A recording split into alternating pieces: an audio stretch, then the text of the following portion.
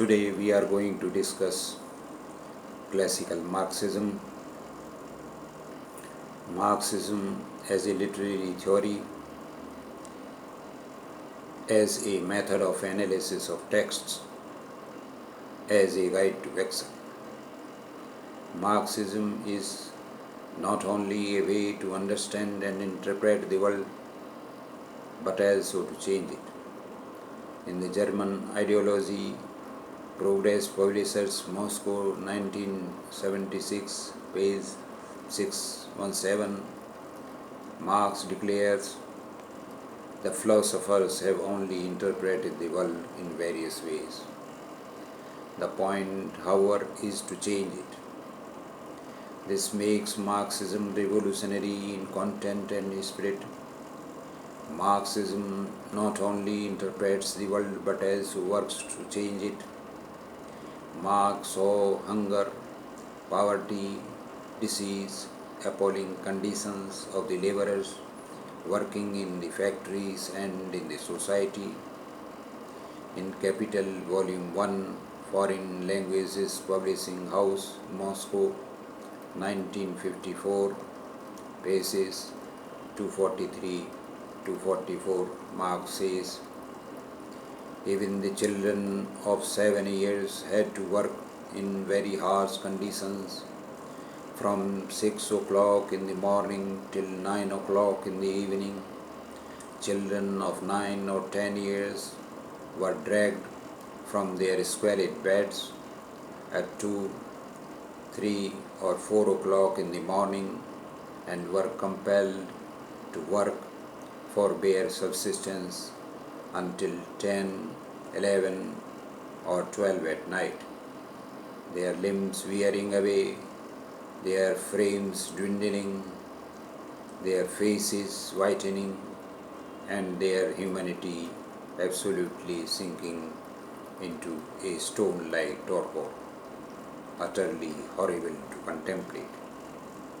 Marx saw such conditions of exploitation not only in his own country, Germany, but in the rest of the world as well. He opposed this exploitation through his writings. The rulers expelled him from Germany along with his wife and children. He was denied his statehood and has to live the life of a refugee in other countries. He was haunted there as well. Finally, he settled in London in a refugee colony. There he spent his entire life in extreme poverty, investigating as to what was wrong with the society, how the society changes from slavery to feudalism, from feudalism to capitalism, what were the laws underlying such changes, particularly how capitalism came into existence, how it develops, and how it is going to change into a superior system. He found the laws governing such changes. We call it Marxism. We will divide our discussion on Marxism into two parts, the dialectical materialism and the historical materialism. First, the dialectical materialism. Marxism is based on the modern science and is materialistic in nature. It is materialistic because it regards matter as primary and thoughts or ideas as secondary. But it is different from elementary and mechanical materialism, as it investigates and studies the reality in a dialectical manner. Dialectics and materialism cannot be separated from one another, as they are an integrated whole. Therefore, we call it dialectical materialism.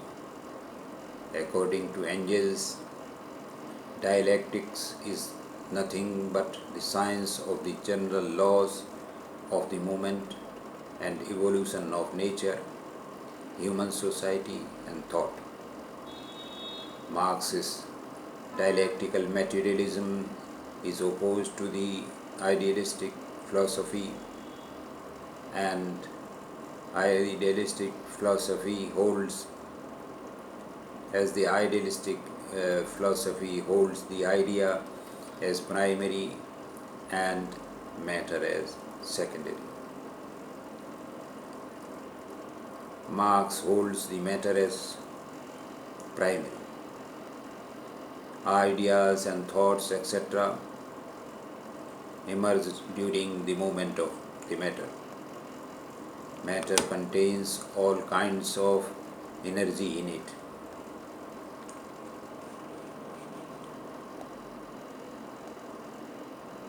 Heat, light, electricity, magnetism, atomic energy, etc., all emerge from the matter. There can be no energy without matter. Matter is an objective reality, whether it is within the reach of human senses or away from them. Even space and time are the characteristics of the matter in motion. Life is not an expression of any spiritual force. Life has evolved from the matter during the long course of evolution. Human brain itself is the most organized and highest form of matter. Human brain works through innumerable chemical, electromagnetic, and electrical reactions. Thoughts, consciousness, etc., are the result of these reactions.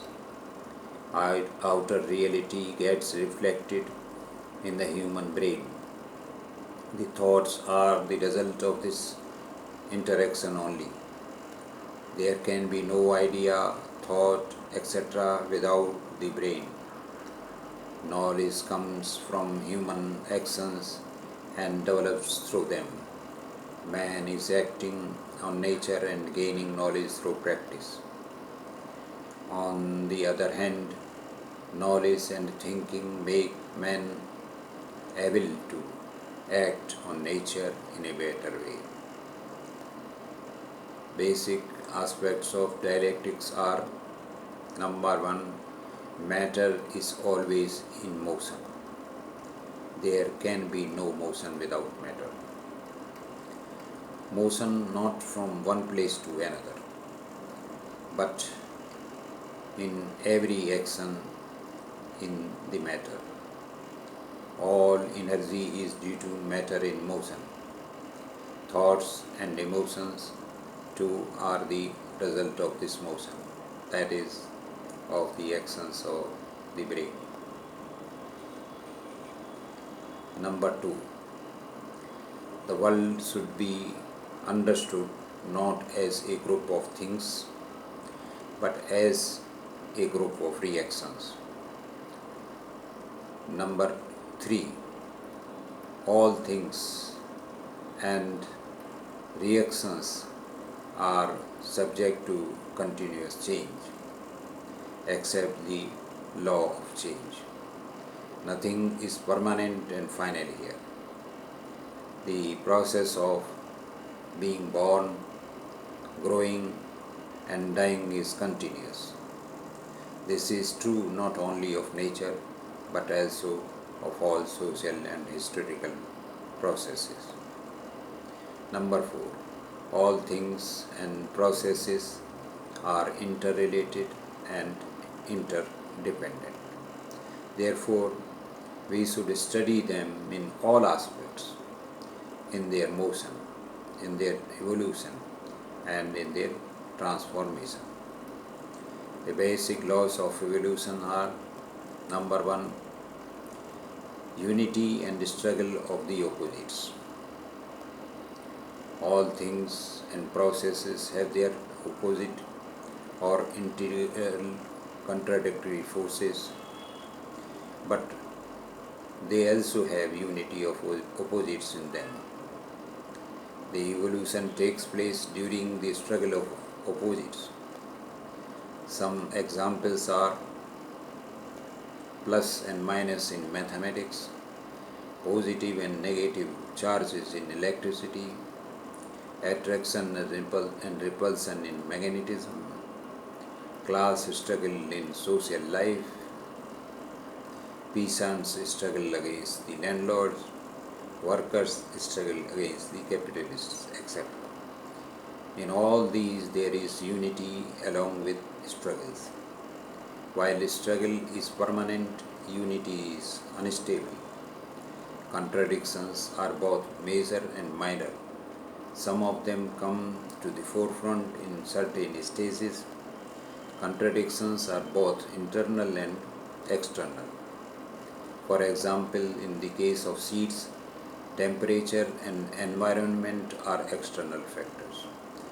But the internal contradictions only will decide the course of evolution. The external contradictions can only influence the course of development. Number 2. Quantitative changes lead to qualitative changes. Transformation of water into vapors or ice is a simple example of it. Social discontent leads to struggles. Social discontentment leads to struggles, while wider discontentment among the masses leads to revolutions. Quantitative changes take place slowly, and on reaching a certain point, they transform rapidly into qualitative changes. For example, heating water takes time, but reaching at 100 degrees centigrade, it immediately transforms into vapors. The characteristics of continuity will still remain. The characteristics of water still remain present in the vapors or the ice. Similarly, a new society will carry the higher characteristics of the old society. Number 3, third law is negation of negation. In the course of evolution, when qualitative transformation takes place, the new stage negates the old one. For example, the formation of the chick negates the egg. Formation of the seed negates the plant. But during the course of evolution, the new one also gets negated. Formation of the egg negates the hen. In the primitive society, all property was collectively owned by society. In the slave society, large sections of people were denied private property. In the early stages of capitalist society, large sections of society have private property. In its later stages, large sections of society lose their private property, which gets concentrated into a few hands. The law of negation is bound to come into force. These laws of evolution carry the evolution forward, but these should not be understood and applied mechanically. This requires a scientific and rationalistic analysis of the events. Thus, dialectical materialism is the driving force of changes occurring in nature and society. Some references for reading Ludwig Feuerbach by Marx and Engels, Dialectics of Nature by Friedrich Engels, Anti-Düring by Friedrich Engels, Materialism and Empirio-Criticism by Lenin. These uh, writings will help in understanding dialectical materialism. Then we come to the materialistic conception of history. Materialistic conception of history is Marx's major contribution to cultural studies. First of all, man must be able to live to make history that requires the fulfillment of their basic needs, for which they produce the means of their subsistence. In the German ideology, page 47, Marx and Engels say the first premise of all history is, of course, the existence of living individuals. Man, first of all, must be in a position to live in order to be able to make history. Before everything else, they must eat and drink, have housing, clothing, etc. to sustain themselves. Therefore, they must produce the means to satisfy their needs. The production of means of subsistence distinguishes men from other animals. It expresses and determines their life conditions. It presupposes the intercourse of humans among themselves. This is what Marx and Engels say on page 36-37 of the German ideology. The first act of individuals is to establish their physical organization and their consequent relation to the rest of nature. The production of the means of subsistence depends on the available means of subsistence. By producing their means of subsistence, they begin to distinguish themselves from animals. Doing so, they directly produce their material life.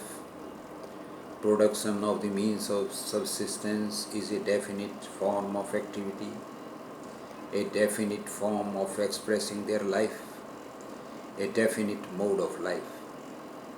As individuals express their life, so they are. What they are, therefore, coincides with production, both with what they produce and with how they produce. Hence, what individuals are depends on the material conditions of their production. This production only makes its appearance with the increase of population. In its turn, this presupposes the intercourse of individuals with one another. The form of this intercourse is again determined by production. The process of production and the intercourse connected with it is the basis of all history, from which arise all superstructures, religion, philosophy, morality, etc. On page 61 of the German ideology, Marx and Engels say the real process of production and the intercourse connected with it and created by it is the basis of all history. It is a civil society in its various stages. In its action, it can be described as the state. From this arise all the different theoretical products and forms of consciousness, religion, philosophy, morality, etc. And the process of their formation is traceable from that basis. From this, the whole thing can, of course, be depicted in its totality, and therefore to the reciprocal action of these various sides on one another. Thus, the waste and its various products have reciprocal action on one another. The critics often miss this point of reciprocal action and emphasize only its economic side. The production and relations of production give rise to men's thinking, to their mental production, to politics, laws, morality, religion, metaphysics, etc. They are the producers of not only of their subsistence but also of their ideas. Marx and Engels in German Ideology, page 41-42 say, men during their productive activity enter into definite social and political relations. The social and political structures evolve out of the life process of individuals working under definite material limits, conditions, etc., independent of their will. Men's production of their subsistence and their relations to each other is at first directly interwoven with the production of their ideas, conceptions, and consciousness.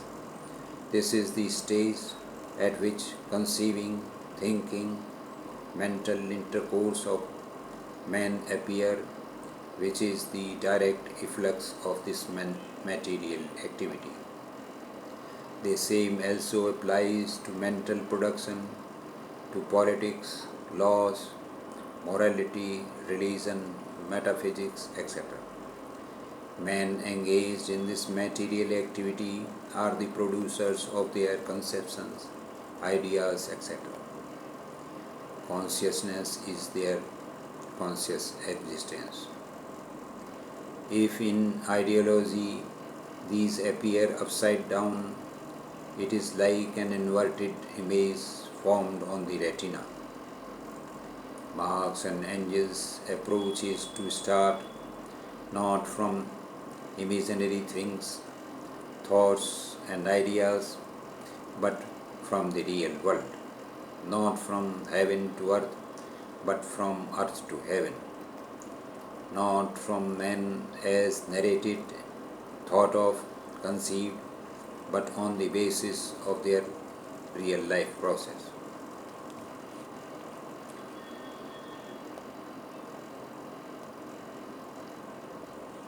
The phantoms formed in the human brain are also sublimates of their material life process.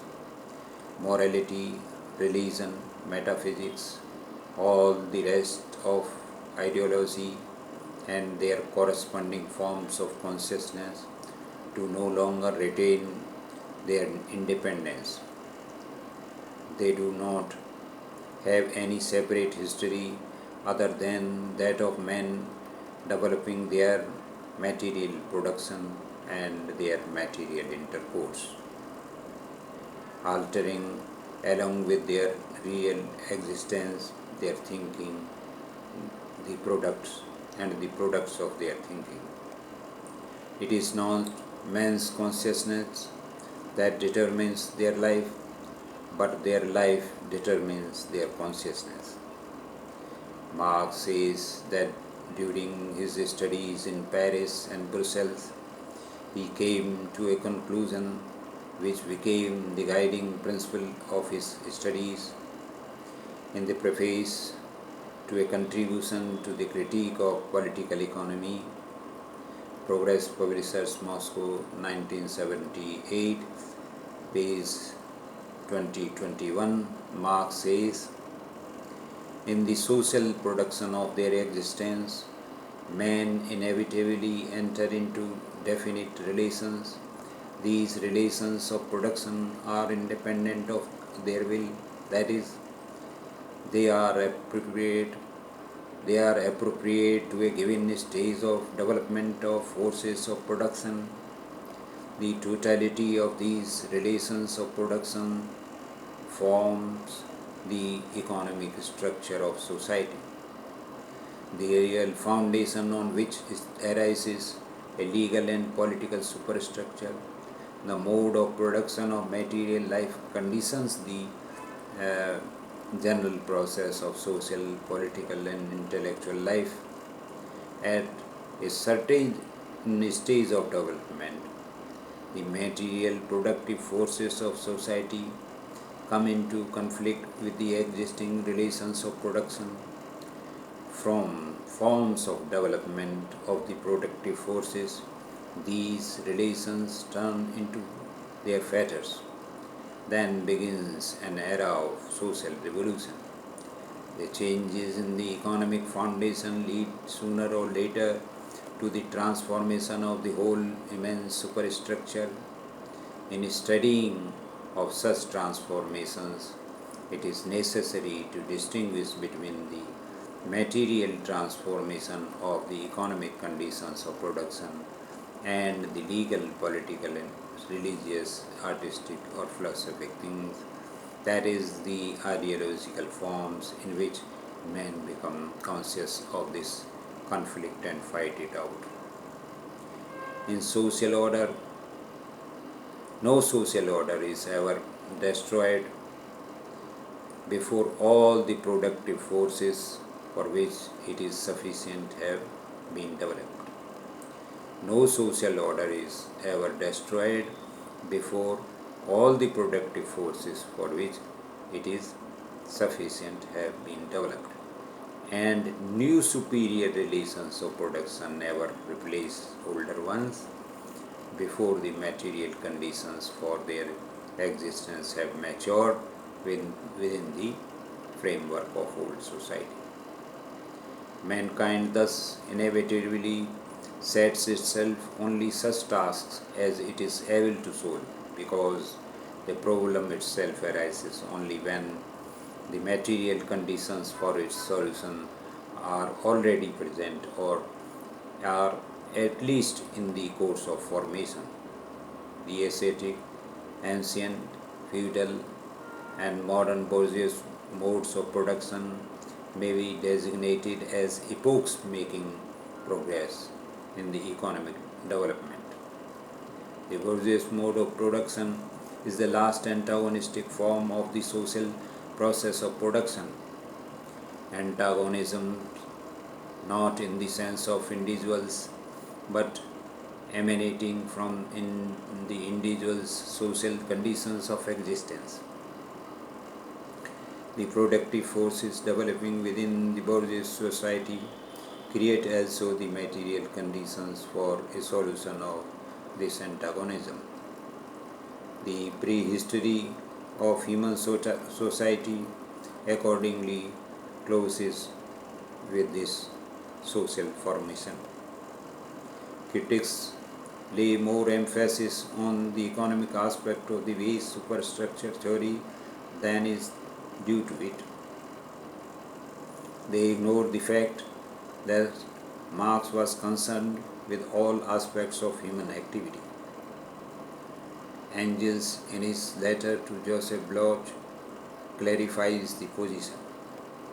The economic situation is the basis, but superstructure elements such as constitutions, juridical forms, political, legal, philosophical theories, religious views, etc., also exercise their influence upon the course of the historical struggles. There is an interaction of all these elements. The economic movement is finally bound to assert itself. Further, in his letter to W. Bourgeois on January 25, 1894, Engels writes, political, legal, philosophical, religious, literary, artistic, etc. development is based on the economic development, but all these react upon one another and also upon the economic basis. One must think that the economic situation is cause and solely active, whereas everything else is only passive effect. On the contrary, interaction takes place on the basis of economic necessity, which ultimately always asserts itself. Always asserts itself. In Capital Volume 1, Foreign Languages Publishing House, Moscow, 1954, page 178, Marx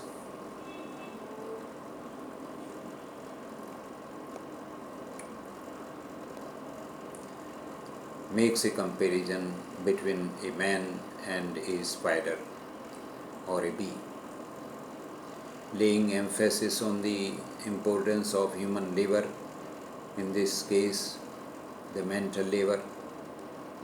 A spider resembles a weaver. A bee puts an architect to shame in the construction of her cell. But what distinguishes human labor from that of the animals is that even the worst architect prepares the structure in his imagination before erecting it in reality. So, even the worst architect prepares the structure in his imagination before erecting it in reality. Marx and Engels analyze the society and the concepts along binary opposites, the exploiters and the exploited, the idealistic and the materialistic. In Communist Manifesto, they divide all societies into those of the exploiters and the exploited. They say freeman and slave, patrician and plebeian, lord and serf, guildmaster and journeyman, in a word, oppressor and oppressed, stood in constant opposition to one another. In ancient Rome, we have patrician, knights, plebeians, slaves. In the Middle Ages, feudal lords, vassals, guildmasters, journeymen, apprentices, serfs.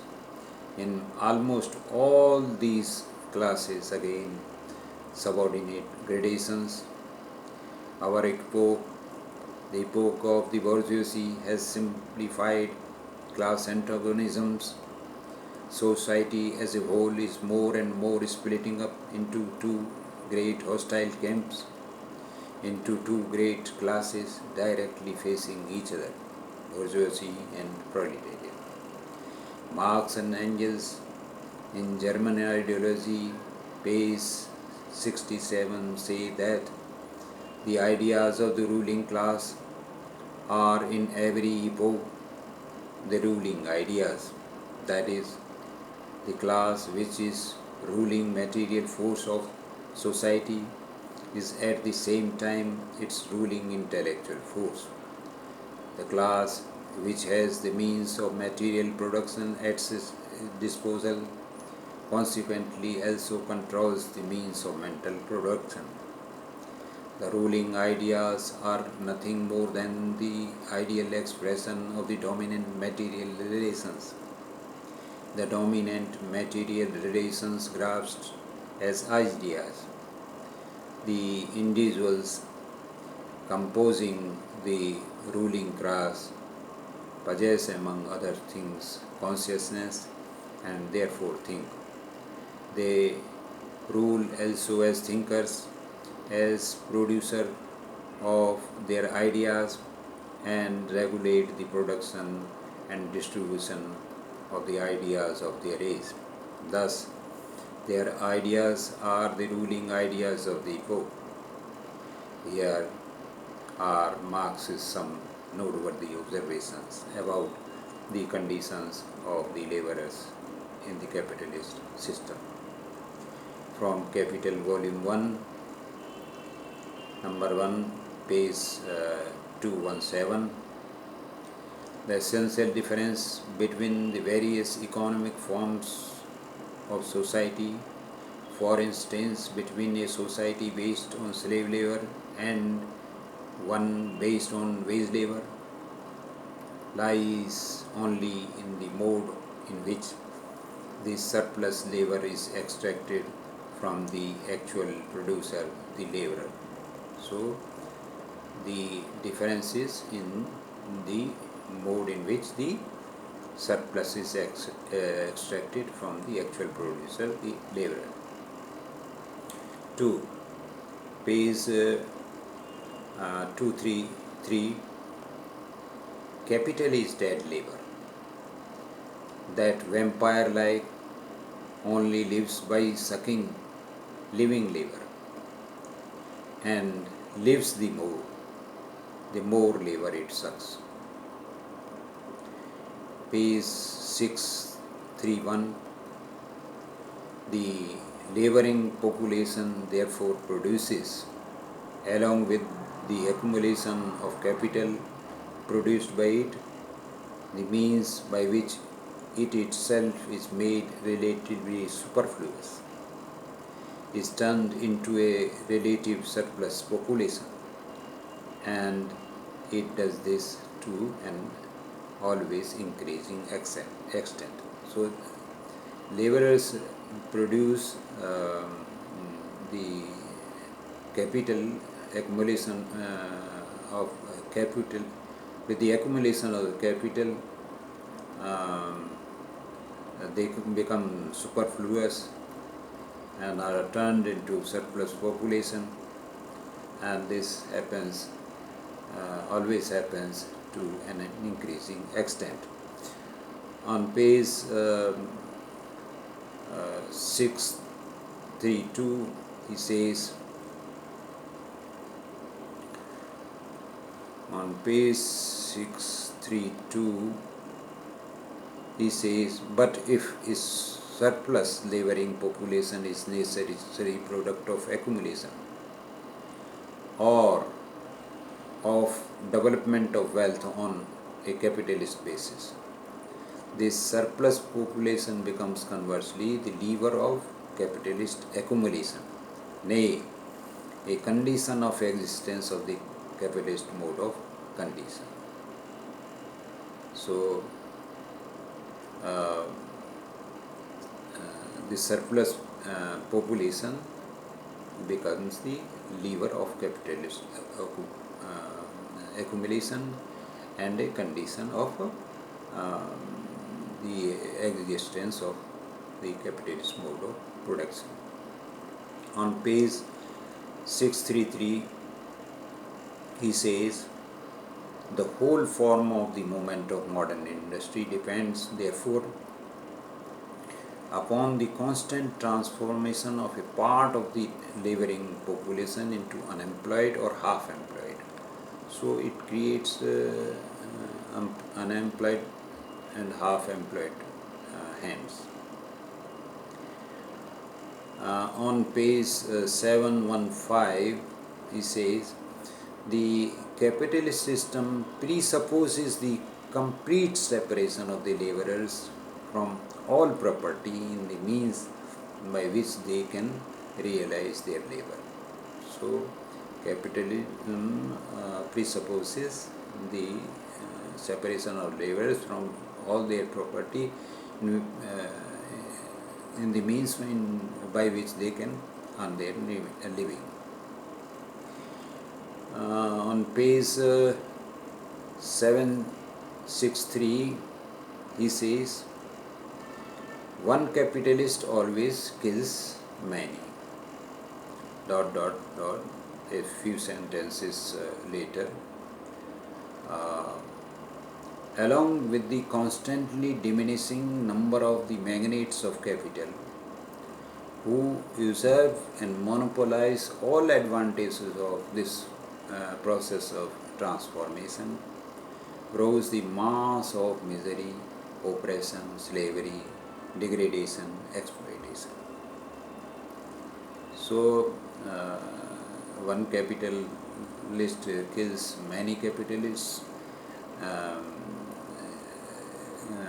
the capital accumulates into few hands, they usurp and monopolize all the advantages of this transformation, and with this grows the mass misery, oppression, slavery, degradation, exploitation, etc. Uh, then the monopoly of capital becomes a fetter upon the mode of production. When it becomes monopoly, capital gets accumulated, then it becomes a fetter upon the mode of production, which has sprung up and flourished along with and under it. Centralization of the means of production and socialization of labor at last reach a point where they become incompatible with their capitalist integument.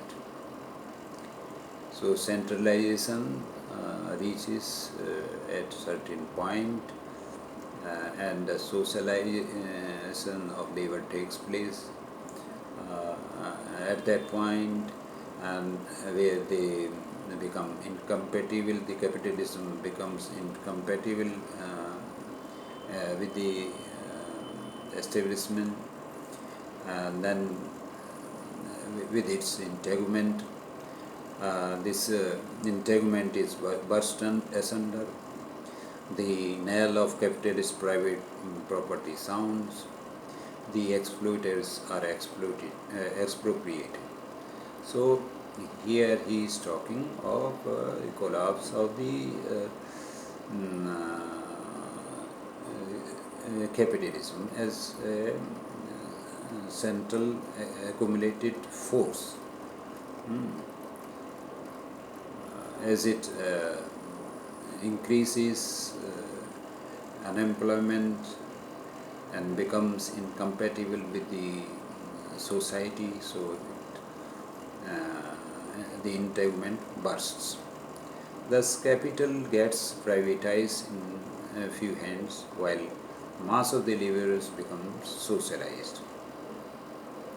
The two pyramids, one of capital in few hands, the other of laborers, both the employed and vast majority of unemployed. Two pyramids, one of capital and the other of employed or unemployed laborers. The capitalist integument is bound to burst one day. That's what Marx says. Marx in the manifesto tells us that the difference between the earlier systems and capitalism is that while the earlier oppressed classes in their respective systems got some improvement in their conditions of existence. For example, the petty bourgeoisie developed into a bourgeoisie under the yoke of feudalism. Laborer sinks deeper and deeper below the conditions of his existence under capitalism. So, on the one hand, petty bourgeoisie developed into a bourgeoisie or a big capitalist under the yoke of feudalism, while a laborer in the capitalist society sinks deeper and deeper below the conditions of his existence. We can see with rising pyramids of wealth into a few hands, we can see that the laborer sinks deeper and deeper into pauperism. Therefore, Marx finds the bourgeoisie unfit to rule. Bourgeoisie is no longer compatible with society. Thus, Marx takes us from the realm of God to the realm of man. To man, he restores the dignity of labor. He defends human labor against all the wills that enslave human beings. He not only elaborated the components of the social systems, particularly that of capitalist system, but also showed how the systems evolve, develop and transform from one to another system, from the old to the new, from the inferior to the superior. Of course, some critics may reject Marx but more they reject him, more he haunts them. So, this is our discussion on classical Marxism. Here we end our discussion. Thank you.